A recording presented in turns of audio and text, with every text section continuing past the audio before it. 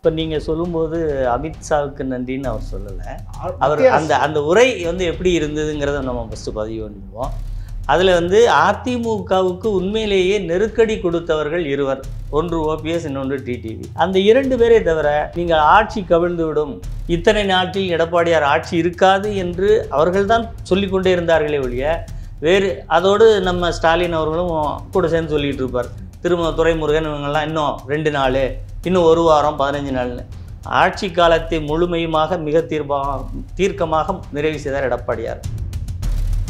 செங்கோட்டையன் போயிட்டு பஞ்சாயத்து பண்ணிட்டு வராரு. அதுக்கடுத்தது நாளைக்கு இவர் போக போறாரு. அப்போ இவருக்கு ஒரு லைட்டா ஒரு ஐஸ் வச்சிருவோம் பாஜகவுக்கு, அப்பதான் நாளைக்கு அங்க போகும்போது அந்த அந்த கான்வர்சேஷன் ஸ்மூத்தா இருக்கும் அப்படின்ற அடிப்படையில் அப்படி என்று எதிர்க்கட்சிகளும் அதிமுகவை விமர்சிப்பவர்களும் வேண்டுமென்றால் எடுத்துக்கொள்ளலாம். அதிமுக காரர்கள் ஒரு அண்ணா பிறந்தநாள் பொதுக்கூட்டத்தில் ஏன் இதை சொல்கிறார் என்பதை நாங்கள் இந்த வழியில் தான் பார்ப்போம். சார், அதிமுகவும் பிஜேபி இப்போது கூட்டணி கட்சிகள், கூட்டணி சார்ந்த விஷயங்கள் பேசலாம். அப்போ டெல்லிக்கு சென்ற இடத்துல அவரை சந்தித்து பேசிவிட்டு வருவது என்பது ஒரு இயல்பான ஒரு விஷயம். நீங்கள் கேட்கிற ஓப்பனில் செங்கோட்டையன் போயிட்டு வந்தார், நீங்கள் போகிறீங்களா அப்படின்னா சார், இப்போ செங்கோட்டையன் போய் சொன்னார், அதற்கு டிடிவி என்ன எதிர்வினை ஆற்றினார் என்று நம்ம பார்க்கணும். இப்போ எம்ஜிஆர் காலத்திலும் புரட்சித் தலைவர் அம்மா காலத்திலும் ஏற்பட்ட இணைப்புகளை நீங்கள் இவர்கள் இருவருக்கும் பொருத்தி பார்ப்பதை முதல்ல மிக முரணான ஒரு பொருத்தம். ஏன்னா எந்த அடிப்படையில் சொல்கிறேன்னா, இப்போ தொடர்ந்து இப்போ அமமுக என்ற கட்சியை ஆரம்பித்து இத்தனை ஆண்டுகள் கடந்து விட்ட நிலையில் இப்போ அவர்களை சேர்ப்பது என்பது அவரே தெளிவாக சொல்கிறாருன்னா சேரக்கூடிய மனநிலையில் இல்லைங்கிறார். கூட்டணியில் வேணால் இருக்கலாம், அதுலேயும் அதிமுக யார் முதலமைச்சராக இருக்கணுங்கிறத எங்களுக்கு இருக்கணும்னு சொன்னால், அப்போ டிடிவியினுடைய எண்ணம் சேர்ந்து பயணிப்பது இல்லை என்பது. இப்போ அவருடைய பேச்சும் அவருடைய செயலும் திமுகவின் உதயநிதி ஸ்டாலின் சொல்வது சரியாக இருக்கிறது என்கின்ற நிலையும், நான் இன்னும் கூட்டணி யாரோடு என்பதை அறிவிப்பேன்னா அவர் திமுக கூட கூட்டணி போகலாமே. அவருக்கு வாய்ப்பு இருக்கு, போகலாம். ஏன் போக மாட்டார்? ஏன் அவர் இன்னும் முன்னுக்கு பின் முரணாக பேசாதவரா? என்னை இத்தனை வயசு 45 வயசுனா 56 வயசில் சிறையில் அடைச்சாங்க, வெளியே விட்டா 20 வருஷம் வச்சுருந்தா கூட. இப்போ என்ன சிக்கல்னா, இபிஎஸ் சிஎம் கேண்டிடேட்டாக இருக்கிறது தான் சிக்கல். இன்றைய சந்திப்பில் அமித்ஷா அதில் நீங்கள் கொஞ்சம் மாற்றிக்கோங்க, நீங்கள் சிஎம் ஆகிருக்க வேணாம், நம்ம வேற யாராவது காமனாக போடுவோம், அப்படி போட்டால் ஓபிஎஸ் வந்துருவார், எந்த பிரச்சனையும் இல்லை, டிடிவி தினகரன் வந்துருவார், எந்த பிரச்சனையும் இல்லை, மறுபடியும் ஒரு மெகா கூட்டணியை நம்ம ஃபார்ம் பண்ண முடியும் அப்படின்ற ஒரு கன்வின்சிங் ஃபேக்டரை இபிஎஸ் கிட்ட சொன்னால் எடப்பாடி பழனிசாமி அவர்கள் என்ன நிலைப்பாடு எடுக்கிறார்? சார், அது என்ன சொல்லுவார்டா, சரி இது ரெண்டையும் சேர்க்கறதுனால எந்த பிரயோஜனம் இல்லைன்னு தான் சொல்லுவோம். இவ்வளோ நெருக்கடிகளை கடந்து வந்த பின் உங்கள் மனநிலை எப்படி இருக்கும் சார்? முதல்ல நீங்கள் உங்கள் ஆட்சி கலைச்சிருவோம், நீங்கள் சரி வாங்க கலைச்சி பாருங்கிறாரு, உள்ளே இருக்கிறாரு. அடுத்து இல்லை இன்னொரு 18 பேர் எடுத்து மறுபடியும் ஆட்சிக்கு நெருக்கடின்னு நீங்கள் சரி வாங்க பார்த்து கொடுறா. பிஜேபி உங்களை சாப்பிட்ருந்தாங்க, 5 ஆண்டு நிறைவு செஞ்சு காமிச்சிட்டாரு. இனிமேல் என்ன ஒன்று, சரி பிஜேபி கூட்டணியிலேருந்து உங்களால் வெளியே வர முடியாது, அடிமை அப்படி இப்படி நீங்கள் நாடாளுமன்ற தேர்தலில் வெளியே வந்து காமிச்சாரு. ஓபிஎஸ் வெளில வராரு. இப்படி ஒரு ஃபேவரபிள் கண்டிஷனாக இருக்கும்போது செங்கோட்டையன் எந்த தைரியத்தில் போய் அவங்கள்ட்ட முறையிடுறாரு? அதான் எல்லாரும் இப்போ வருத்தப்படுறாங்க. அதிமுகவினுடைய பெரிய வருத்தம் என்னடா, 2வது ஓபிஎஸ்ஸா ஏன் அவர் மாறுறதுக்கு ஏன் இவ்வளோ ஆசைப்படுறாரு, இவ்வளோ அவசரப்படுறாருங்கிற அடிப்படையில் தான் எல்லோரும் அந்த நிலைப்பாட்டை பார்க்கிறார்களே ஒழிய, அவர் பேசிய பிறகு அவரை 2ஆம் செங்கோட்டையனாக மாற்றுவதில் டிடிவியும் ஓபிஎஸும் 2ஆம் ஓபிஎஸ்ஸாக மாற்றுவதில் டிடிவியும் ஓபிஎஸும் மிக தீவிரமாக அந்த 2-3 நாளில் இவ்வளோ இன்டர்வியூஸ் கொடுத்துருக்காங்க. திமுகவுக்கு உதவி கொண்டிருப்பது ஓபிஎஸும் டிடிவிங்கிறது உலகத்துக்கே தெரியும். அவர் தான் அப்படி இருக்காரு. யார் சொல்லார்? யாருக்கு உதவி செய்கிறார்களோ அவரே அந்த ஸ்டேட்மெண்ட்டை சொல்கிறாராம். எடப்பாடியார் தொடர்ந்து பொதுச் செயலாளராக இருந்தால் நாங்கள் ஜெயிச்சிருவோம், உதயநிதி சொல்கிறார். இன்னும் உதயநிதிக்கு ஒன்று சொல்கிறேன், இப்படி சொன்னதுக்காக இனிமேல் இந்த ஆட்சி பக்கமே வர முடியாத அளவுக்கு எடப்பாடி உங்களை அடிக்குற போது அன்றைக்கு தெரியும் இந்த வார்த்தை எவ்வளோ வீரியமானது, நம்ம இவ்வளோ லேசாக சொல்லிட்டோமே அப்படின்னு. அன்பார்ந்த ரெட்பிக்ஸ் உறவுகளே, பல்வேறு அடக்குமுறைகளையும் ஒடுக்குமுறைகளையும் கடந்த பிறகும் இன்று வரை எந்த ஒரு அரசியல் கட்சிக்கும் பக்கசார்பில்லாமல் தொடர்ந்து மக்களை மட்டுமே மையப்படுத்தி இயங்கும் ஊடகம் ரெட்பிக்ஸ் என்பது உங்கள் அனைவருக்கும் நன்கு தெரியும். தொடர்ந்து நாங்கள் ஒரு சுதந்திரமான ஊடகமாக செயல்பட உங்களது நிதி உதவி எங்களுக்கு தேவை. உங்களால் முடிந்த அளவு எங்களுக்கு நிதி உதவி செய்யுங்கள். திரையில் தெரியும் இந்த QR கோடை பயன்படுத்தியோ அல்லது டிஸ்கிரிப்ஷனில் உள்ள இந்த தகவல்களை பயன்படுத்தியோ உங்களால் முடிந்த அளவு எங்களுக்கு நிதி உதவி செய்யுங்கள். நன்றி. வணக்கம் சார். வணக்கம். செங்கோட்டையனுடைய கெடு முடிந்து 10 நாள் கெடு நேற்றோடு முடிந்தது. இன்னைக்கு வந்து அமித்ஷாவை பார்க்க இபிஎஸ் டெல்லிக்கு போறாரு. நேத்து அண்ணா பிறந்தநாள் விழாவில் பேசும்போது பாஜகவுக்கு நன்றி, மத்திய அரசு ஒன்றிய அரசுக்கு நன்றி, ஏன்னா இந்த ஆட்சியை கவிழ்க்க பலரும் திட்டம் போட்டாருங்க, அதனால அவர்கள் தான் இந்த கட்சியை அந்த ஆட்சியை காப்பாற்றினாரு அப்படின்ற மாதிரி ஒரு ஸ்டேட்மெண்ட் சொல்றாரு. அதுவும் அண்ணா பிறந்தநாள் விழாவில் சொல்றாரு அப்படின்னு சொல்லிட்டு அது பெரிய சர்ச்சையாகுது. இந்த குழப்பங்கள்லாம் வந்து செங்கோட்டையன் போய் அமித்ஷாவை சந்திச்சுட்டு வந்துட பிறகு இங்கே வந்து இப்போ இபிஎஸ் போறாரு. என்ன நடக்குது? ஒரே குமோஷனும் கலைபரமுமா இருக்குதா கட்சி? இல்லை சார், அது அந்த மாதிரியெல்லாம் எதுவும் இல்லை. கட்சிக்குள்ளே வந்து ஒரு மிகப்பெரிய தெளிவும் எப்படி பயணிக்க வேண்டும் என்பதில் மிக ஆணித்தரமாகவும் மிக தெளிவாகவும் பயணிக்கக்கூடிய ஒரு நிலையில் தான் அதிமுக இருக்கிறது. ஒன்று. இன்னொன்று, இப்போ நீங்கள் சொல்லும்போது அமித்ஷாவுக்கு நன்றின்னு அவர் சொல்லலை. அவர் அந்த உரை வந்து எப்படி இருந்ததுங்கிறத நம்ம ஃபஸ்ட்டு பதிவு பண்ணிடுவோம். அதில் வந்து அதிமுகவுக்கு உண்மையிலேயே நெருக்கடி கொடுத்தவர்கள் இருவர். ஒன்று ஓபிஎஸ், இன்னொன்று டிடிவி. அந்த 2 பேரை தவிர நீங்கள் ஆட்சி கவிழ்ந்துவிடும், இத்தனை நாட்டில் எடப்பாடியார் ஆட்சி இருக்காது என்று அவர்கள்தான் சொல்லிக்கொண்டே இருந்தார்களே ஒழிய வேறு, அதோடு நம்ம ஸ்டாலின் அவர்களும் கூட சேர்ந்து சொல்லிகிட்டு இருப்பார். துரைமுருகன் இவங்கெல்லாம் இன்னும் 2 நாள், இன்னும் 1 வாரம், 15 நாள்னு ஆட்சி காலத்தை முழுமையுமாக மிக தீர்க்கமாக நிறைவு செய்தார் எடப்பாடியார்.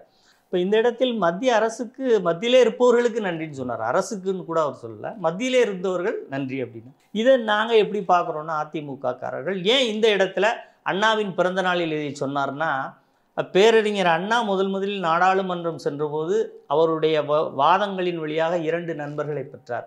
ஒன்று கம்யூனிஸ்ட் கட்சியை சேர்ந்த குப்தா, இன்னொன்று வாஜ்பாய், வலதுசாரி இயக்கத்தை சேர்ந்த வாஜ்பாய். பின்னாளில் அத்வானி கூட சொன்னார், ஜனசங்கத்தினுடைய மொழிக் கொள்கையில் இந்தியை வளர்ப்பது, மற்ற மொழிகளை மதிப்பது, ஆங்கிலத்தின் முக்கியத்துவத்தை உணர்த்துவது என்கின்ற முடிவை நாங்கள் எடுப்பதற்கு பேரறிஞர் அண்ணா தான் காரணமாக இருந்தார் என்று அவரே ஒரு புத்தகத்தில் எழுதியிருக்கார். இப்படி ஒரு முக்கியமான கொள்கை முடிவில் எப்படி அண்ணா வலதுசாரி சிந்தனை உள்ளவர்களுக்கும் உதவினாரோ, அதே போல அதிமுக என்ற பேரியக்கம் நன்றாக இருக்க வேண்டும் என்று நினைத்த அன்றைக்கு மத்தியில் இருந்தவர்களுக்கு ஒரு நன்றி சொல்வது ஒரு இயல்பான தன்மை தானே. அந்த தன்மையை அண்ணாவின் பிறந்த நாளில் மிக தெளிவாக தீர்க்கமாக சொல்வதற்குத்தான் இந்த இடத்தை அவர் பயன்படுத்திக் கொண்டார். எந்த கான்டெக்ட்ல இவர் சொல்லியிருக்காரு பாருங்க. ஏன்னா ஆமா, செங்கோட்டையன் போயிட்டு பஞ்சாயத்து பண்ணிட்டு வராரு, அதுக்கடுத்து நாளைக்கு இவர் போக போறாரு. அப்போ இவருக்கு ஒரு லைட்டா ஒரு ஐஸ் வச்சிருவோம் பாஜகவுக்கு, அப்பதான் நாளைக்கு அங்க போகும்போது அந்த அந்த கான்வர்சேஷன் ஸ்மூத்தா இருக்கும் அப்படின்ற அடிப்படையில் அப்படி என்று எதிர்க்கட்சிகளும் அதிமுகவை விமர்சிப்பவர்களும் வேண்டுமென்றால் எடுத்துக்கொள்ளலாம். அதிமுக காரர்கள் ஒரு அண்ணா பிறந்தநாள் பொதுக்கூட்டத்தில் ஏன் இதை சொல்கிறார் என்பதை நாங்கள் இந்த வழியில் தான் பார்ப்போம். ஏன்னா எப்படி அண்ணாவின் பிறந்தநாள் வருகிற போது அவர் சார்ந்த சிந்தனைகள், அவருடைய இயல்பில் அரசியல் செய்வது என்பதை தலைவர்கள் கோடிட்டு காட்டுவார்கள். அந்த அடிப்படையில் தான் இது இருக்கிறதே ஒழிய, அடுத்து இந்த பயணம் முழுக்க முழுக்க துணை குடியரசுத் தலைவரை சந்தித்து அவருக்கு வாழ்த்து சொல்வதற்கு என்பதுதான் மெயின். நம்ம மு.க. ஸ்டாலின் வந்து பட்ஜெட் இது ஜிஎஸ்டி கூட்டத்துக்கு போயிட்டு வந்த மாதிரி சொல்றீங்க நீங்க? இல்லை, நான் இல்லை சொல்லிக்கிறேன் சார். அதாவது இது ஏற்கனவே வந்து வாழ்த்து கூறியிருந்தார், நேரில் சென்று வாழ்த்து தெரிவிக்கிறார். அடுத்து கூட்டணி கட்சி தலைவர்களை சந்தித்தாலும் அதில் ஒன்றும் பெரிய விஷயம் இல்லை. அமித்ஷாவை சந்திக்கிறார் இல்லையா, என்ன முக்கியத்துவம் இருக்கும் சார்? அதிமுகவும் பிஜேபி இப்போது கூட்டணி கட்சிகள், கூட்டணி சார்ந்த விஷயங்கள் பேசலாம். அப்போ டெல்லிக்கு சென்ற இடத்துல அவரை சந்தித்து பேசிவிட்டு வருவது என்பது ஒரு இயல்பான ஒரு விஷயம். நீங்கள் கேட்கிற ஓப்பனில் செங்கோட்டையன் போயிட்டு வந்தார், நீங்கள் போகிறீங்களா அப்படின்னா சார், இப்போ செங்கோட்டையன் போய் சொன்னார், அதற்கு டிடிவி என்ன எதிர்வினை ஆற்றினார் என்று நம்ம பார்த்தோம். அவர் செங்கோட்டையனுக்கு இப்போ ஒரு கேள்வி எழுந்திருக்கும், நாம் யாரை சேர்க்க வேண்டும் என்று சொன்னோம், யாரையெல்லாம் சேர்க்க வேண்டும் என்று சொன்னோமோ அவர்களெல்லாம் 2 நாட்களாக என்ன பேசி கொண்டிருக்கிறார்கள், இவர்களை சேர்த்தால் கட்சி எப்படி இருக்குங்கிற தெளிவு முதல்ல அவருக்கு வந்திருக்கணும் இயல்பாக. அதுக்கு தான் அவருக்கு 10 நாள் கொடுத்தா நாங்கள் நீங்கள் கட்சி பதவி இல்லாமல் ஒரு 2-3 நாள் 15 நாள் கூட யோசிச்சு பாருங்கன்னு எடப்பாடியார் சொல்லியிருக்கார். அது சரி என்பது போல இவர் யாரையெல்லாம் கட்சியில் சேர்க்க வேண்டும் என்று சொன்னார்களோ அவர்களெல்லாம் இந்த அதிமுகவை மீண்டும் முதல்ல இருந்து ஆரம்பிக்கிறது மாதிரியான ஒரு சூழ்நிலையில் தான் எண்ண ஓட்டத்தோடு இருக்கிறார்கள். இன்னைக்கு 4 முனை போட்டியா இருக்குது. உங்க கட்சி பல்வேறு கூறுகளா பிளவுற்று இருக்கும்போது அது உங்களை வீக் தானே பண்ணும். ஏன் எடப்பாடியாருக்கு ஈகோ இருக்குதா? ஏன் ஈகோவெல்லாம் விட்டு வாங்க எல்லாரும் ஒன்றா இருப்போம், எம்ஜிஆர் பண்ணலையா, ஜெயலலிதா பண்ணலையா அப்படின்ற மாதிரியான ஆர்குமெண்ட் தானே இங்கே வைக்கப்படுது. Correct sir. அப்போ அதை ஏன் இணைத்து கொண்டு செயல்படுவதில் என்ன சிக்கல்? இப்போ எம்ஜிஆர் காலத்திலும் புரட்சி தலைவி அம்மா காலத்திலும் ஏற்பட்ட இணைப்புகளை நீங்கள் இவர்கள் இருவருக்கும் பொருத்தி பார்ப்பதை முதல்ல மிக முரணான ஒரு பொருத்தம்னு ஏன்னா எந்த அடிப்படையில் சொல்கிறேன்னா, இப்போ தொடர்ந்து இப்போ அமமுக என்ற கட்சியை ஆரம்பித்து இத்தனை ஆண்டுகள் கடந்து விட்ட நிலையில் இப்போ அவர்களை சேர்ப்பது என்பது அவரே தெளிவாக சொல்கிறேன்னா சேரக்கூடிய மனநிலையில் இல்லைங்கிறார். கூட்டணியில் வேணால் இருக்கலாம், அதுலேயும் அதிமுக யார் முதலமைச்சராக இருக்கணுங்கிறத எங்களுக்கு இருக்கணும்னு சொன்னால் அப்போ டிடிவியினுடைய எண்ணம் சேர்ந்து பயணிப்பது இல்லை என்பது மிக தெளிவாக அவர் நிறைய இடத்துல கோடிட்டு காட்டிட்டார். அப்போ அது ஒரு தனி கட்சி. அப்போ தனி கட்சியாக இருக்கிறதோட கூட்டணி நீங்கள் யார் கூட வச்சேன்னா சார்? இப்போ அவருடைய பேச்சும் அவருடைய செயலும் திமுகவின் உதயநிதி ஸ்டாலின் சொல்வது சரியாக இருக்கிறது என்கின்ற நிலையும் நான் இன்னும் கூட்டணி யாரோடு என்பதை அறிவிப்பேன்னா அவர் திமுக கூட கூட்டணி போகலாமே. இப்போ அவருக்கு வாய்ப்பு இருக்குது, போகலாம். ஏன் போக மாட்டார்? ஏன் அவர் இன்னும் முன்னுக்கு பின் முரணாக பேசாதவரா? என்னை இத்தனை வயசு 45 வயசுனா 56 வயசில் சிறையில் அடைச்சாங்க, வெளியே விட்டால் 20 வருஷம் வச்சுருந்தா கூட 76 வந்து மீண்டும் பிஜேபி ஒழிப்பேன்னு சொல்லி ஆட்சி பண்ணார். இப்போ அவர் நம்பிக்கைக்குரிய அண்ணாமலை தலைவராக ஏற்றுக்கொள்ளக்கூடிய நிலைக்கு போயிருக்காரு. எதுக்கு சொல்லுவாருன்னா அப்போது நிலைப்பாடுகள் மாறுபட்ட நிலைப்பாடு கொண்டிருக்காரு. இவங்களெல்லாம் இணைச்சிக்க மாட்டேங்கிறீங்க, அதுக்கு ரீசன் சொல்லுங்கள் சார். ரீசன் என்னென்னா சார், இதை மக்கள் மன்றத்திலையும் அதிமுக ஒற்றை தலைமையை நிரூபித்து விட்டார் எடப்பாடியார். அதே போல் நீதிமன்றத்தில் நீங்கள் சொன்ன இருவருமே அதாவது ஒரிஜினல் ப்ரொசீடிங்னு சொல்லுவோம், தொடக்கமான நிலையிலிருந்து உச்சபட்ச உச்ச நீதிமன்றம் வரை அவர்கள் போயிட்டாங்க. உச்சநீதிமன்றம் வரை போன பிறகு இப்போது மீண்டும் அது போன்று ஏதாவது வழக்கு தொடர்வதற்கு வாய்ப்பு இருக்கிறதா? மீண்டும் உறுப்பினராகிவிட்டு அடுத்து ஏதாவது கட்சிக்குள் பிரச்சனை இருப்பது போன்ற ஒரு தோற்றத்தை இன்னும் தொடர்ந்து நிலவ விடலாமா என்கின்ற எண்ணம் தானே இருக்க ஒழிய அண்ணா பிறந்தநாளுங்கிறத சொல்கிறேன். அதாவது இணைப்பு என்பது மேகங்கள் கூடி மழை பொழிவதாக இருக்கணும். இப்போ நீங்கள் எஸ்டிஎஸ்ஸை போய் சேர்த்தார் அப்படின்னு சொன்னால் அன்றைக்கு எஸ்டிஎஸ் புரட்சித் தலைவரிடம் எப்படியான அணுகுமுறையை கடைபிடித்தார்? அடுத்து ஜானகி அம்மையார் இந்த கட்சியை ஒருங்கிணைக்கும் போது அவர் என்ன நிலையை எடுத்தார்? அதாவது ஒரு கட்சிக்குள் என்னை நம்பி சில பேர் பின்னால் வந்திருக்கிறார்கள், என்னோடு வந்தவர்களை நீங்கள் இணைத்து கட்சியாக செயல்படுங்கள், பெரும்பான்மை உங்களிடம் இருக்கிறது என்கின்ற நிலைதான் ஒரு இயக்கம் மேலே வரணும் என்பதற்கான அடிப்படையான விஷயம். ஆனால் இங்கே நீங்கள் என்ன சொல்கிறீங்க? நாங்கள் உங்களை இருக்க விட மாட்டோம். யார்?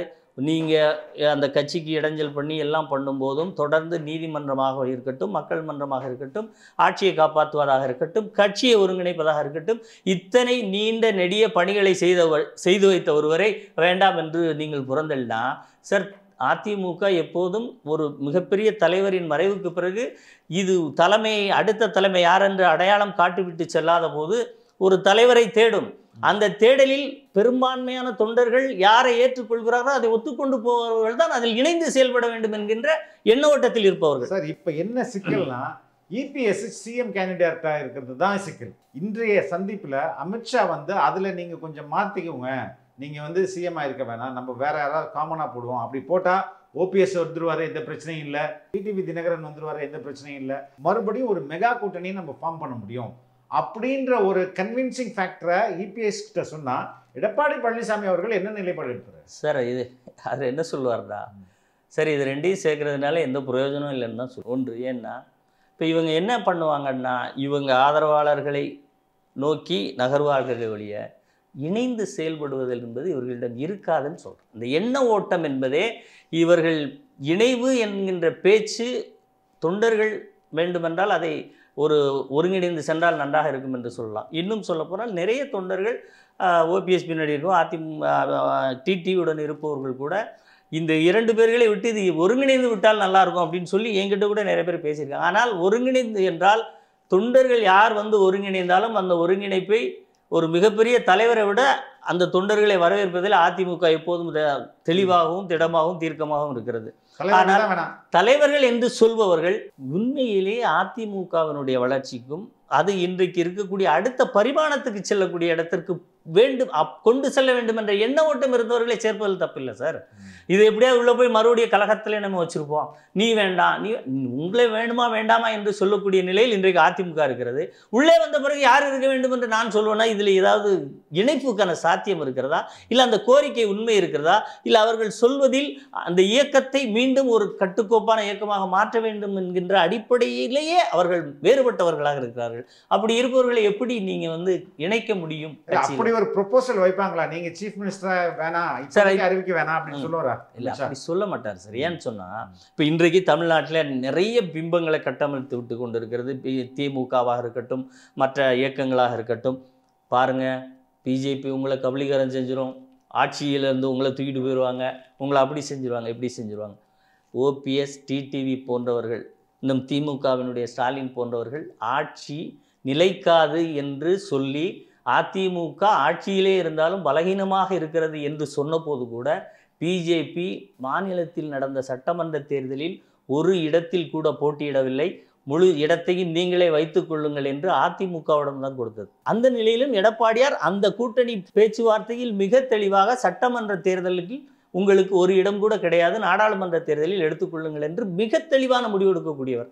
அப்படி எடுத்து அந்த ஆட்சி காலத்தின் அத்தனை நாட்களையும் எந்த கட்சியினுடைய தலையீடும் இல்லாமல் மிகச்சிறப்பாக கொண்டு சென்றிருக்கிறார். அதனால் இப்படி செய்து விடுவார்களோ, இவரை இப்படி ஏமாற்றி விடுவார்களோ, இல்லை இவர்களிடமிருந்து இப்படி தட்டி பறித்து விடுவார்களோ என்ற கேள்விகளெல்லாம் ஏற்கனவே நீதிமன்றத்தில் அதிமுக இருந்த போதே அதையெல்லாம் செய்ய விடாமல் பார்த்து கொண்டவர் எடப்பாடியார் என்கின்ற அடிப்படையில் இதெல்லாம் ஒரு கட்டமைப்புகள். இது இப்படி சொன்னால் அதிமுக பலகீனமாக இருக்கின்ற யாராவது நம்பி ஒரு 2 ஓட்டு போட்ட மாட்டாங்களா என்கின்ற நிலைதானே ஒழிய, யதார்த்த நிலையில் இத்தனை நெருக்கடிகள், இத்தனை விமர்சன ஊடகங்களுக்கு மத்தியிலும் அதிமுகவை இத்தனை ஸ்திரத்தோடு கட்டமைத்து இத்தனை பொதுக்குழுக்களை நடத்தியிருக்கிறார்னா, எடப்பாடியார் அவரை வந்து மிரட்டி பணி வைக்க முடியாது. அதே போல மிரட்ட முடியாதுங்க, அதான் அவர் சொல்றாரு. ஏன்னா இவ்வளவு சார், நீங்க இவ்வளவு நெருக்கடிகளை கடந்து வந்த பின் உங்க மனநிலை எப்படி இருக்கும் சார்? முதல்ல நீங்க உங்க ஆட்சி கலைச்சிருவோம், நீங்க சரி வாங்க கலைச்சு பாருங்கிறாரு, உள்ள இருக்கிறாரு. அடுத்து இல்லை இன்னொரு 18 பேரை எடுத்து மறுபடியும் ஆட்சிக்கு நெருக்கடின்னு நீங்க சரி வாங்க பார்த்து கொடுறா. பிஜேபி உங்களை சாப்பிட்ருந்தாங்க, 5 ஆண்டு நிறைவு செஞ்சு காமிச்சிட்டாரு. இனிமேல் என்ன ஒன்று, சரி பிஜேபி கூட்டணியிலேருந்து உங்களால் வெளியே வர முடியாது, அடிமை அப்படி இப்படி நீங்க நாடாளுமன்ற தேர்தலில் வெளியே வந்து காமிச்சாரு. இப்போ அரசியலில் எங்களுக்கு நாங்கள் அதிமுக எங்களுடைய ஓட்டு வங்கிக்கு ஏற்ப முடிவுகளை நாங்கள் எடுப்போம், அதற்கு இணைந்து வந்தால் தானே கூட்டணி என்பதை மிக தெளிவாக இதை விட எப்படி சார் காமிக்க முடியும்? சார் இப்போ இபிஎஸ் உடைய, அதாவது இபிஎஸ் தலைமையிலான அதிமுகவுடன் பாஜக கூட்டணி வைக்கணுன்றதுக்காகவே தான் அண்ணாமலையை பதவியிலேருந்து தூக்குனாங்க. ஏன்னா அது கான்ஃபிளிக்டா தான் அண்ணாமலையை தூக்குனாங்க. பாஜக வந்து நயனா நாகேந்திரன் வந்து தலைவராக்குனாங்க. மோடி வந்து ஆல்மோஸ்ட் இபிஎஸ் வந்து இறைஞ்சி கேட்குறாரு, என்னை மீட் பண்ணுங்க ராமநாதபுரம் வரும்போதுன்ட்டு. மோடி மீட் பண்ணல. அதுக்கப்புறம் டிடிவி தினகரனை வந்து 2 ஈவெண்ட்டுக்கு கூப்பிடல, அதனாலே அவர் வெளில வர்றாரு. அதே மாதிரி அதுக்கு முன்பு ஒரு வாரத்துக்கு முன்பு ஓபிஎஸ் வெளில வர்றாரு. இப்படி ஒரு ஃபேவரபிள் கண்டிஷனாக இருக்கும்போது செங்கோட்டையன் எந்த தைரியத்தில் போய் அவங்கள்ட்ட முறையிடுறாரு? அதான் எல்லாரும் இப்போ வருத்தப்படுறாங்க. அதிமுகவினுடைய பெரிய வருத்தம் என்னடா, 2வது ஓபிஎஸ்ஸா ஏன் அவர் மாறுறதுக்கு ஏன் இவ்வளோ ஆசைப்படுறாரு, இவ்வளோ அவசரப்படுறாருங்கிற அடிப்படையில் தான் எல்லோரும் அந்த நிலைப்பாட்டை பார்க்கிறார்கள் ஒழிய, அவர் பேசிய பிறகு அவரை 2ஆம் செங்கோட்டையனாக மாற்றுவதில் டிடிவியும் ஓபிஎஸும், 2ஆம் ஓபிஎஸ்ஸாக மாற்றுவதில் டிடிவியும் ஓபிஎஸும் மிக தீவிரமாக அந்த 2-3 நாளில் இவ்வளோ இன்டர்வியூஸ் கொடுத்துருக்காங்க.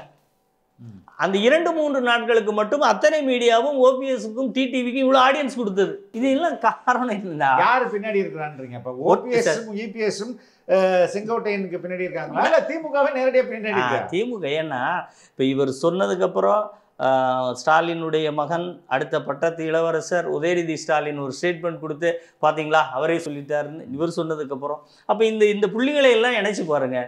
நீங்கள் யாருடைய தூண்டுதலின் பேரில் இருக்கிறீங்க?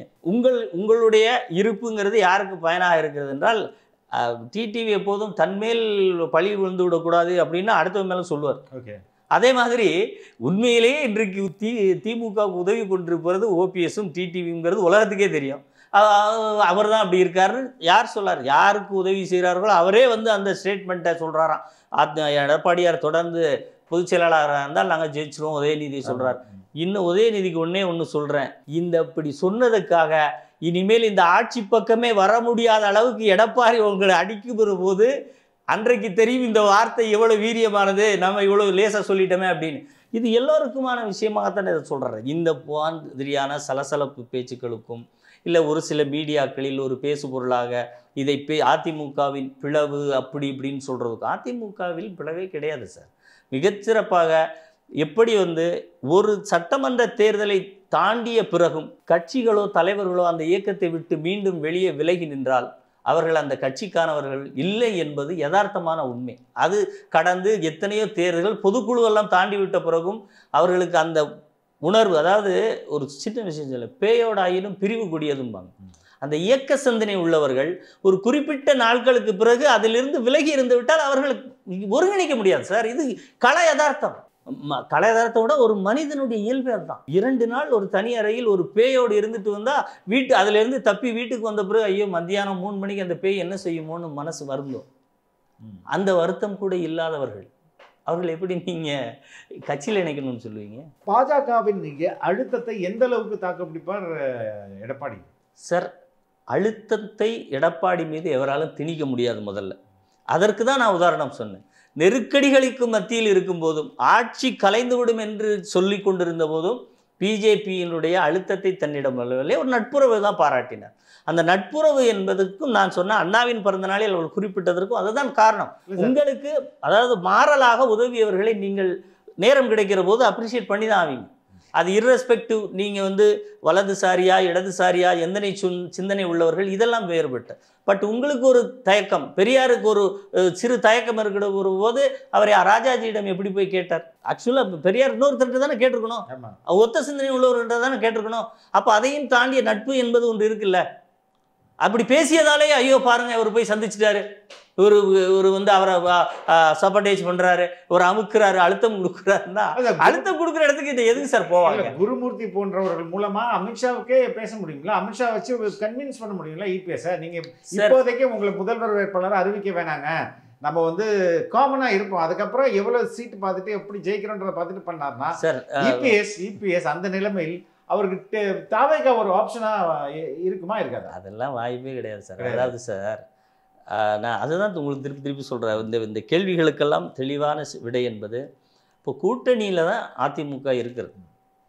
எம்எல்ஏ சீட்டுகள் இன்னும் தேர்தல் வரணும், அந்த வரைக்கும் வருகிற போது பெறுகிற தேர்தலில் வெற்றியினுடைய அளவே பல இது போன்ற சந்தேகங்கள் கேள்விகளுக்கு யாரும் பதிலே பேச வேண்டாம், வெற்றியே பேசுங்கிற நிலையில் தான் அதிமுக தொடர்ந்து பயணிச்சுக்கிட்டு இருக்கு. அதற்கு முன் இது போன்ற கேள்விகளை இந்த பொதுவெளிகளில் உலவ விடுவது என்பது எதிரிகளின் பயத்தை தான் காட்டுகிறதே ஒழிய, இதை நீங்கள் நல்லா பாருங்கள், இது எல்லாமே ஒரு நேரேட்டிவ் செட் பண்ண மாதிரி தான் இருக்கும். ஓகே, இதுக்குள்ளே பெரிய ஒரு அதிர்ச்சி. நேரேட்டிவை யார் செட் பண்ணுறா அது முக்கியம் இல்லையா? ரெண்டு விஷயத்தில். ஒன்று இப்போ டிடிவி திமுக இவை இரண்டும் இதற்கு முழு முதற் காரணங்களாக இருக்கு நீங்கள் சொல்கிறீங்க. ஆனால் திருமாவளவன் சொல்கிறாரு இது எல்லாத்துக்கும் காரணம் பாஜக அப்படின்னு அவர் சொல்றாரு. அவர் தான் இவர் எடப்பாடியை பணிய வைப்பதற்கு பாஜக தூண்டி விட்டதை தான் இது எல்லாமே அப்படின்னு சொல்லி அதற்கேத்தா போல் அமித்ஷா உடனே பாக்குறாங்க நம்ம செங்கோட்டையனை, அதே மாதிரி நிர்மலா சீதாராமன் பாக்குறாங்க உடனே செங்கோட்டையனை. ஆனா ஓபிஎஸ் முதல்வர் பிரைம் மினிஸ்டர் பார்க்கறதுக்கு தவிர்த்துட்டாரு. அப்படி இருக்கும்போது இது ஏன் பிஜேபியோடைய கேமா இருக்கக்கூடாது கேட்கறதா தானே? திருமாவளவன் போன்றவர்களுக்கு ஒரு விஷயத்தை கொஞ்சம் ஆழ்ந்து சிந்தித்தால் அவர்களுக்கு இந்த சந்தேகம் அவருக்கு இருக்காது. என்ன நடக்குதுன்னு தெரியும். பொது வெளியில் மீண்டும் அவரும் திமுக கூட்டணியில் இருக்கிறதுனால பேச வேண்டிய தார்மீகத்தில் இருக்கார். ஏன்னா ஏன் பிஜேபி இல்லை ஏன் இல்லை, எது இந்த சந்திப்புகளுக்கும் இந்த புள்ளிகளுக்கும் எப்படி சம்மந்தம் இல்லைங்கிறதுக்கு ஒரு சின்ன எஸ்டாப்ளிஷ்டு உதாரணம் யாருன்னா ஓபிஎஸ் சார். ஓகே, ஓபிஎஸ்ஐ ஒரு மரியாதை நிமித்தமாக அவர்கள் சந்தித்தால் அதை கொண்டு இங்கே செய்தியாக்கி அதை ப்ரொமோட் பண்ணி திமுகவும் ஓபிஎஸும் அவர்களை சார்ந்தவர்கள் பார்த்தீர்களா எங்களை சந்தித்து விட்டார். என்ன பேசினார் உங்ககிட்ட? உங்களுடைய சந்திப்பினுடைய வீரியம் என்ன என்பது இப்போது உங்களை பார்க்க தவிர்க்கிறார்ல. இப்போ உங்களோட மதிப்பு என்ன, உங்களுடைய இமேஜ் என்ன சார்? அதே மாதிரி உங்களே நான் அந்த மாதிரி ஒரு முன்னாள் அமைச்சர் எனக்கு ஒரு அப்பாயின்மெண்ட் கொடுங்கன்னா சரி ஏதோ சொல்ல வராங்க என்னன்னு கேட்போம், கொடுக்கலாம். அதனால அப்பாயின்மெண்ட் கொடுத்ததுனாலே பார்த்தீங்களா ஆட்டு வச்சுட்டார் போயிட்டார் வச்சுட்டாருன்னா சார் யாரையும் சந்திக்க மாட்டாங்களா? இன்னொரு ரீசன் சார், இதெல்லாம் எப்போ நடக்குதுன்னா ஓபிஎஸ் முதல்வரை போய் சந்தித்து சார் எல்லாமே நடக்குது. அதை தான் சொல்கிறேன். இப்போ ஓபிஎஸ்க்கு இந்த நிலையில் அவரை போய் சந்திக்க வேண்டிய தேவை நிர்பந்தம் என்ன அப்படிங்கிறது. அப்போ இந்த சந்திப்புகளை எல்லாம் நீங்கள் செங்கோட்டையன் சந்திப்பாக இருக்கட்டும், சந்திப்புகள் ஆல்வேஸ் அதுக்கு ஒரு மரியாதை நிமித்தமான சந்திப்பாகத்தான் இருக்கணும். அப்படித்தான் சந்திப்பாங்க. இல்லை காலையில் பார்க்கில் வாக்கிங் போகும்போது பார்க்குறாரு, ஒவ்வொரு நாளும் விசாரிச்சுன்றாரு, மத்தியானம் போயிட்டு வீட்டுல பாக்குறாரு. அதுவும் நலம் எது நலம் விசாரிச்சது? இது நலம் விசாரித்தது இல்லை ஐயா. நீங்க போய் கட்சியில சேர்ந்துடாதீங்க, தொடர்ந்து நீங்க பிரிஞ்சு இருந்துக்க மாதிரியே இருங்க. ஏன்னா எங்ககிட்ட மிகப்பெரிய கூட்டணி இருக்கு, இருந்தாலும் எங்களால் ஜெயிக்க முடியாது. நீங்களும் கொஞ்சம் வெளியே இருந்தீங்கன்னா தான் ஏதோ அந்த அரசு ஊழியர்கள் சொன்ன மாதிரி ஒரு சொற்ப வாக்குகள்லையாவது நாங்கள் ஜெயிக்க முடியுமா அப்படிங்கிறது யோசிக்க முடியுங்கிற இந்த கேம் பிளான் தான். இப்போ முக்குலத்தோருடைய ரெப்ரசன்டேட்டிவ்ஸா இவங்க 3 பேர் தான் சார் இன்னைக்கு இருக்கிறாங்க. Sasikala, TTV and OPS. இவங்களோட ஓட்டு உங்களுக்கு போயிடும்ல? அப்படி இல்லையே சார். இப்போது ஆர்பி உதயகுமார் இருக்கார், இன்றைக்கு ஓபிஎஸ் வகித்த பணியை அவர் செஞ்சிட்ருக்கார். அவர் திருமங்கலத்தில் ஒரு மிகப்பெரிய வெற்றியை பெறுறார். அந்த தொகுதியிலே முக்குலத்தோரும் நிறைய பிரதிநிதித்துவம் பெற்ற தொகுதியான இருக்கிறது. அதே போல் கடையநல்லூரில் ஒரு முக்குலத்தை சேர்ந்தவர் ஜெயிக்கிறார். அவரை எதிர்த்து அதிமுக சார்பாக போட்டியிட்டவரும் அமமுக சார்பாக போட்டியிட்டவரும் முக்குலத்தோர். ஓகே. அப்போ 2 முக்குலத்தோர்கள் மோதிக்கொண்ட சிறுபான்மையினர் அதிகமாக இருக்கக்கூடிய, திமுகவுக்கு வாய்ப்பு அதிகம் இருக்கக்கூடிய ஒரு தொகுதியில் இரட்டை இலை வெற்றி பெற்று வருகிறது என்று சொன்னால் இந்த பேச்சுக்களுக்கு பின்னால் என்ன இருக்கிறது? முக்குலத்தோர் வாக்குகள் இப்படி பிரிந்துவிடும். செங்கோட்டையன் சொல்றாரு, அவர் அங்கிருந்து சொல்றாரு. பாவம், இங்க இதெல்லாம் பார்க்க வேண்டியது. அவருக்கு என்ன லாபம் இல்லை? இவனா அவர் அமைதியா இருந்தாலும் அவருக்கு இங்க இது பேசாம இருந்தாலும் அதிமுகவில் அவருக்கு அது முக்கியமான பொறுப்பு தான் வகிக்கிறாரு. அது கண்டினியூ ஆக போகுது. இப்போ பேசியதால் அவருடைய பொறுப்பும் போயிடுச்சு. இந்த அளவுக்கு ரிஸ்க் எடுத்து அவர் பேசுறதுக்கு என்ன காரணம்? அவர் ஆசையா இருக்கலாம், அல்லது வேற ஏதாவது அவருக்கு ஏதாவது நிர்பந்தமா இருக்கலாம். அது என்ன என்பதை உட்கார்ந்து பொது வழியில் அதை கூட அவர் பொது வழியில் பேசியிருந்தால் அதிமுக தொண்டர்களே சரி பண்ணி வச்சுருப்பாங்க. சார், நீங்கள் இத்தனை கேள்விகளும் ஏற்கனவே தமிழ்நாட்டில் முதலமைச்சராக இருந்த ஓபிஎஸ் மீது கேட்கப்பட்டு பதிலளிக்கப்பட்டு பிராக்டிக்கலாக பரிசோதிக்கப்பட்டு தோல்வியடைந்து ஒன்றுமில்லை என்று ஆகிப்போன விஷயங்கள். அதுதான் இன்றைக்கு செங்கோட்டையனும் எடுத்திருக்கிறார், பேசுகிறார், சொல்கிறார். ஆனால் அதில் என்ன வீரியம் இருக்கிறது? அவரை போய் சந்தித்தவர்களில் யாரெல்லாம் வெளியே இருக்கிறார்களோ அவர்களெல்லாம் போய் சந்தித்திருக்கிறார்கள். சந்தித்து விட்டு வெளியே வந்து செங்கோட்டையன் அவர்கள் கூறியதை போல நாங்கள் எந்த கோரிக்கையும் இல்லை, இந்த இயக்கம் தான் எங்களுக்கு முக்கியம், சொல்றாங்க சார். ஒரு பதவி வேணான்னு சொல்றாங்க, அவங்க சேர்த்துக்கங்கன்ற ஒரு பதவி வேணாம் அப்படின்னு அவங்க யாராவது சொல்றாங்களா? அவங்க யாராவது சொல்றாங்களா? அவங்க காஞ்சிபுரம் மாநாட்டில் மேடை போட்டு சொல்றாரு சார். அடுத்து இப்போ முதல்வர் உங்களுக்கு பதவி வேண்டாம், பட்டம் வேண்டாம், இந்த இயக்கம் தான் வேணும், இந்த இயக்கத்தோட ஆட்சி தான் வேணும். அப்போ இந்த இயக்கத்தில் எடப்பாடியார் இருந்து ஆட்சி செய்ய போகிறார். உங்களுக்கு இதில் என்ன பிரச்சனை? ஏன் முதலமைச்சர் ஏன் இவ்வளோ அதாவது இத்தனை கேடர்ஸோ ஒரு சில நிர்வாகிகளோடு வெளியே போயிருக்கிற உங்களுக்கே எனக்கு எதுவும் வேண்டாம், நீங்கள் தியாகின்னு சொன்னால் இத்தனை லட்சம் உறுப்பினர்களை, தொண்டர்களை, கோடிக்கணக்கான தொண்டர்களை நிர்வகித்து அதிமுக என்ற கட்சியை தேர்தல் அங்கீகாரத்தோடு சின்னத்தோடு பெற்று வைத்து கட்டமைத்திருக்கிற ஒரு தலைவரை நீங்கள் எப்படி கூட இருக்கிற எல்லாரும் வேண்டான்னு சொல்லிடுவாங்களா? அவங்க நினைக்கிறது அவங்களே மாதிரி ஒரு எல்லாரும் நினைப்பார்கள் என்று. ஆனால் அதிமுகவை கட்டமைத்து கொண்டிருப்பதில் மிகப்பெரிய பங்கு இன்றைக்கும் அதிமுகவினுடைய தொண்டர்கள் செய்கிறது தான். சார், நான் இன்னொன்று சொல்கிறேன். இப்போ இவங்க எல்லாம் சொல்லுவாங்க, திரு எடப்பாடியார் அவர்களை யார் கொண்டு வந்தா, அவர் கொண்டு வந்த, நீங்கள் தான் கொண்டு வந்தீங்கன்னா சொல்லிக்கிறீங்க. இப்போ கடைசியில் 122 எம்எல்ஏக்கள் தான் ஆட்சியை காப்பாற்றினாங்கிறதுக்கு இப்போ தான் வந்திருக்காரு. இவ்வளோ ஏன்னா நெருக்கடிகள் வர வர உண்மை அப்படி வெளியே கிளம்பி வரும். அது இது வரைக்கும் அவங்க கிளைம் பண்ணிக்கிட்டு இருக்கிறது நாங்கள் தான் உங்களை துரோகம் பண்ணிட்டீங்க. சரி, இப்போ நீங்கள் என்னை வச்சுருக்கீங்க, நான் இல்லை அது இல்லை ஒரே ஒரு விஷயம், நான் 122 பேர்த்தையும் போய் நான் சமாதானமாகி என்னையை நீங்கள் ஏற்றிருங்கன்னு நான் சொல்ல முடியுமா? 122 எம்எல்ஏக்கள் சொல்ல முடியுமா? ஒன்று. அடுத்து இப்போ நீங்கள் தான் எல்லாம்னு சொல்லிட்டு இருந்த உங்கள் பொதுக்குழுவில் ஒவ்வொருத்தரையும் நாம் போய் பார்க்க முடியுமா? அவர்கள் என்ன நினைக்கிறார்கள்னா, இந்த நிர்வாகம் சிறப்பாக இருக்கிறது, இவரை சந்திக்க முடிகிறது, இது மீண்டும் பழைய அதிமுக எம்ஜிஆர் இருந்ததை போல அம்மா சில காலம் இவர்களையெல்லாம் சசிகலா, டிடிவி இவர்களை நீக்கிவிட்ட போது இருந்த அந்த சுதந்திர நிலை இப்போது தெரிகிறது என்று இவரே இருந்து விடுங்கள் என்று அதிமுக தொண்டர்களும் பொதுக்குழு உறுப்பினர்களும் கொண்டு வந்து வைத்த இடம் இன்றைக்கு அவர் இருக்கிற பொதுச் செயலாளர். இவர்களோடு இருக்கிறவர்கள் போறது தானே சார். அதுல உண்மையிலே யார் பக்கம் இருக்கிறாங்க சார்? தொண்டர்கள் எடப்பாடி பக்கம் மிக தெளிவாக இருக்கிறார்கள் சார். அவங்களுடைய ஒருங்கிணைப்பு தானே சார் இவ்வளோ வாக்குங்கிறது. நீங்கள் இதில் அவர்கள் பெற்ற வாக்குகளை எடுத்துக்கோங்க, அவர்கள் பெற்ற வாக்கு சதவீதத்தை எடுத்துக்கோங்க. இன்னும் சொல்ல போனால் கடந்த நாடாளுமன்ற தேர்தலில் ஒரு ட்ரிக் பண்ணாங்க. இப்போ சட்டமன்ற தேர்தலில் டிடிவியால் ஒரு தொகுதியில் தான் இருக்க முடியும். ஆனால் நாடாளுமன்ற தொகுதியில் 6 தொகுதிகளுக்கு உட்பட்டு நின்று ஒரு இதை போட்டு நாங்கள் கொஞ்சம் ஓட்டு வாங்கினோன்னு ஒரு கிரியேட் பண்ணுறதும், அதே மாதிரி ஓபிஎஸ் அங்கே போய் இருந்து அதிகப்படியான தொகையை செலவழித்து ஒரு சில வாக்குகளை பெறுறது. இதே மாதிரி என்டிஏ கூட்டணியில் இருந்த ஒவ்வொருவரும் அந்த இடத்தில் ஒரு பெரிய செல்வாக்குள்ள நபர்களை வைத்து ஒரு ஓட் பேங்க் மொபிலைஸ் பண்ணது போன்ற ஒரு தோற்றத்தை கொடுத்தாங்க. ஆனால் சட்டமன்ற தேர்தல் என்பது முற்றிலும் மாறுபட்டது என்பது அரசியல் தெரிந்த எல்லாருக்கும் தெரியும். அப்போ இந்த இடத்தில் இது போன்ற மீண்டும் ஒரு பிரிவு இருப்பதை போலவும் ஒரு சண்டை இருப்பதை போலவும் அப்படி இப்படின்னு கிளைம் பண்ணுற மாதிரியான இந்த தேவை வந்திருப்பதிலிருந்து நாங்கள் அடித்து சொல்ல முடியும், இன்டெலிஜென்ஸ் ரிப்போர்ட்டில் அதிமுகவின் வெற்றி உறுதி செய்யப்பட்டு விட்டதால் தான் இனி வருகிற காலங்களில் இது போன்ற பேச்சுக்களை தொடர்ந்து நாம் உளவிட வேண்டும் இப்படிங்கிற இந்த செயல் இருக்கிற ஒழிய சந்திப்புகள் பிஜேபி தலைவர்களோடு போய் சந்திக்கிறார்கள் வருகிறார்கள்.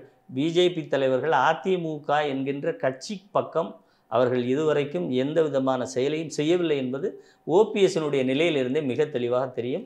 செங்கோட்டையன் அவர்களும் காலம் போக போக அதை புரிந்து கொள்வார். சார் ஒன்று சார், அவங்க வந்து டிடிவியாக இருக்கட்டும் ஓபிஎஸ்ஸாக இருக்கட்டும் அதிமுகவில் இணைறது விடுங்க, அட்லீஸ்ட் என்டிஏ அலையன்ஸில் இணைவாங்களா?